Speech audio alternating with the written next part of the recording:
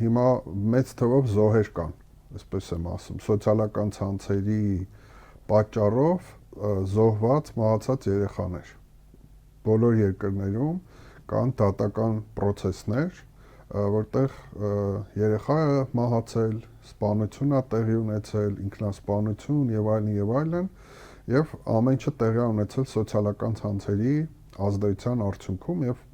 հսկայական դատական ակտեր կան աշխարհում։ Մյուս կողմից նաև հետազոտությունները ցույց են տալիս, որ կրթության որակը կտրուկ անկում է ապրում,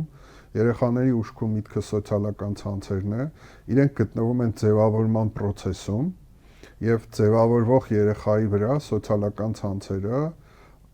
շատ բացասական ազդեցություն են ունենում։ Մեծահասակի վրա էլ, բայց մեծահասակը էլի գոնե ինքը ձևավորված մարդ է, հա, կարող է ինքնապաշտպանվել կամ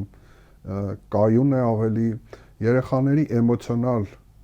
առողջության վրա ահռելի բացասական ազդեցություն է ունենում, այսինքն այստեղ արդեն այլևս որևէ հարց չկա, նույնիսկ ես տեսա, որ Մակրոնը Դավոսում գտնվելու ժամանակ հանդիպել էր մի հայտնի հոգեբանի հետ եւ ասել էր, որ Ֆրանսիան արդեն գնում է արգելման ուղղությամբ եւ արդեն որոշումներ են կայացվում, այսինքն նույնիսկ երկրների նախագահները,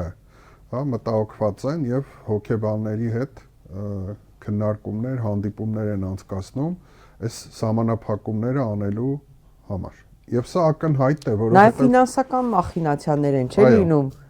սոցիալական կապերի կամ այդ նույն WhatsApp-ների, Viber-ների, Սամվելը Մարտիրոսյան անընդհատ էս բանն է տանում, հա։ Հսկայական, այսինքն այստեղ արդեն քննարկելու բան չկա, որ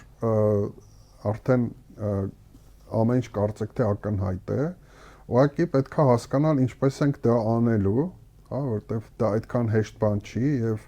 Հայաստանի նման երկրում վերահսկելն էլ հեշտ չի, միշտ կարող են ինչ-որ երեխաները խորամանկ ձևերով, հա, փորձել շրջանցել, բայց պետք է այս ուղղությամբ մտածել եւ սա շատ կարեւոր է, այո, ճիշտ եք ասում, Հայաստանում ցավոք Facebook-ը, TikTok-ը, Instagram-ը դարձել են քաղաքական հարթակներ, եւ նաեւ դա է օգտագործվում, բայց կարծում եմ մեր օրերում սրտացավությունը ավելի կարևոր բան է, քան սրտիկները։ Հիմա մենք ոնց որ ավելի սրտիկներով ենք ապրում, բայց մեզ պետք է սրտացավություն